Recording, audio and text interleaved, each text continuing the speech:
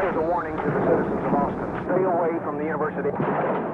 There is a sniper on the university tower firing at will. Another shot.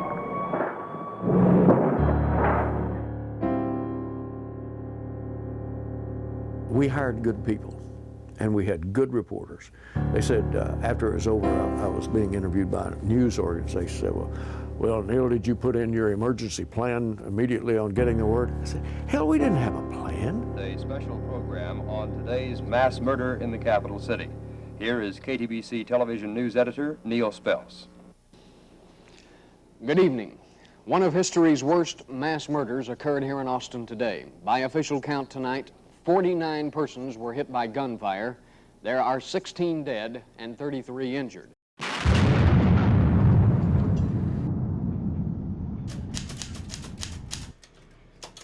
This is a magic wand that casts its spell through the air and onto the screen of your television set.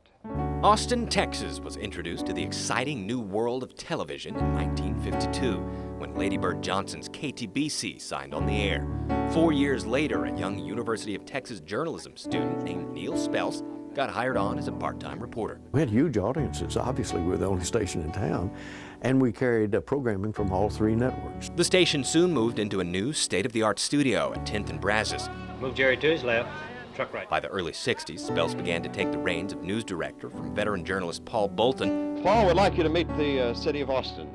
I believe we've met. Yes. Who was going into semi-retirement, and young UT grad student Gary Pickle had worked his way up through the ranks to a photographer gig. As far as news in Austin, it was hard to come by. I mean, there wasn't anything spectacular going on. As much of our time as not was spent covering service clubs, flower shows, I mean, just whatever they could dream up to make a newscast out of.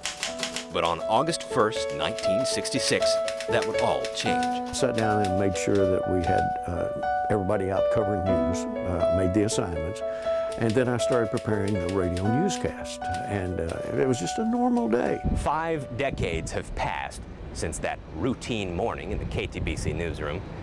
Meanwhile, Charles Whitman, engineering student, ex-Marine, managed to climb to the top of the UT Tower armed with guns and ammo.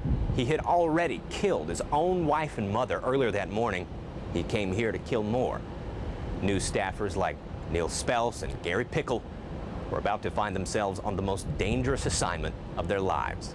And I heard on the police radio, just a routine call.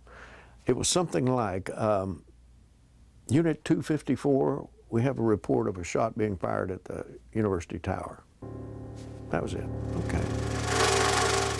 After sending reporter Phil Miller and photographer Joe Lee to the tower, Spelce wasn't far behind. He jumped into one of KTBC's mobile units called Red Rover and started broadcasting live on KTBC radio while driving toward the tower. This is Neal Spelce in Red Rover on the University of Texas campus. This is a warning to the citizens of Austin. Stay away from the university area. Traffic is now converging on this area, and there is a sniper on the university tower firing at will. Several persons have been injured. We have no reports on whether there are any fatalities, but we do know a boy riding a bicycle has been shot and seriously wounded. The sirens were screaming. People were screaming. Gunshots were going off. Meanwhile, back at the station in 10th and Brazos, after racing to the 4th floor to get camera gear, Gary Pickle, David Swope, and reporter Charles Ward got into a van used to haul equipment, the only vehicle left. On the way to the tower, they listened to Spelce describe the danger they were about to walk into. Another shot. The sniper just fired another shot, apparently more or less in our direction. When they got to campus, the three commandeered a window office in Batts Hall facing the UT Mall. It was there Pickle captured the picture and sound that's told the story of the shooting for the past 50 years. Reporter Charles Ward described what he was seeing.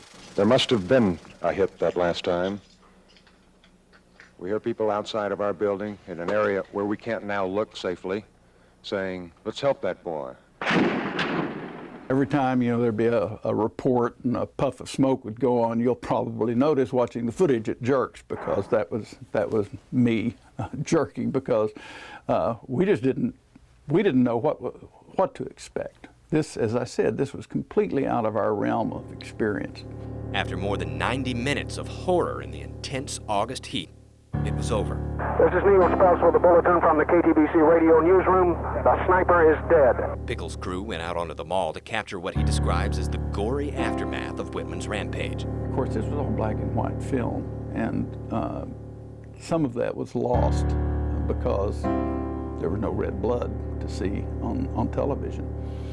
But there was plenty to see on the scene, and it was pretty horrific. Pickle says another KTBC staffer had brought him a reload of film. A good thing, because it did run out. I went into the bathroom at Ransom Center, men's room, and sat on the floor in there and pulled some paper towels out of the canister and crammed them under the door so that the light wouldn't leak under, because I didn't have a changing bag or anything. I just had to make do.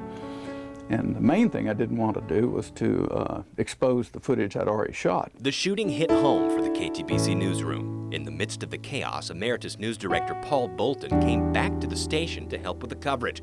During a radio broadcast, Joe Roddy read the names of the dead. Sontag, Roy Schmidt. One of the names caught Bolton by surprise. Joe, hold it on. Hold just a minute. This is all over at the newsroom. Everyone is interested in that list of names. I think you have my grandson on there. Go over that list of names again, please. It was Bolton's grandson and his girlfriend, killed by Whitman while going into the co-op to buy books. Maybe 18 years old, and they were both killed by a madman. Well, that's horrible in itself.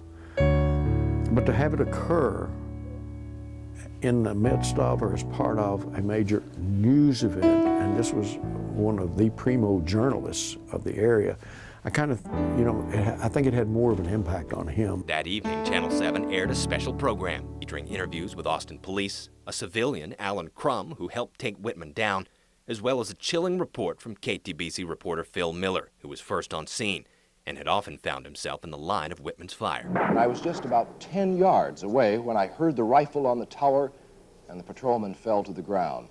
For young photographer Pickle, the sleepy college town of Austin had changed forever. I know the word surreal is thrown around a lot now, and people use it to describe everything. But it really was like reality had completely changed in Little Austin, Texas. It had done a 180. We were living in some sort of an altered universe. Spelce, Miller, Ward, Pickle, and other KTBC journalists had put their lives in danger for the sake of telling Austin and the world what was happening. I don't think I ever lost focus. I don't think I ever got concerned. I was not concerned about my safety, maybe stupidly, but I was ducking down. I wasn't standing up being a hero. I was just trying to say, okay, this is what's going on. These images were captured half a century ago now. Neal Spelce and Gary Pickle have been telling the story of what happened that day for just as long, and they're proud of the journalism that came from KTBC. How do you react? Some people may go crawl under a desk. Some people may jump up, what can I do, sort of thing. Channel 7 had a building full of people saying, what can I do? These people, these ordinary people, really rose to the occasion. And I think you see that a lot in journalism, throughout journalism. People, it's a calling. Casey Claiborne, Fox 7 News.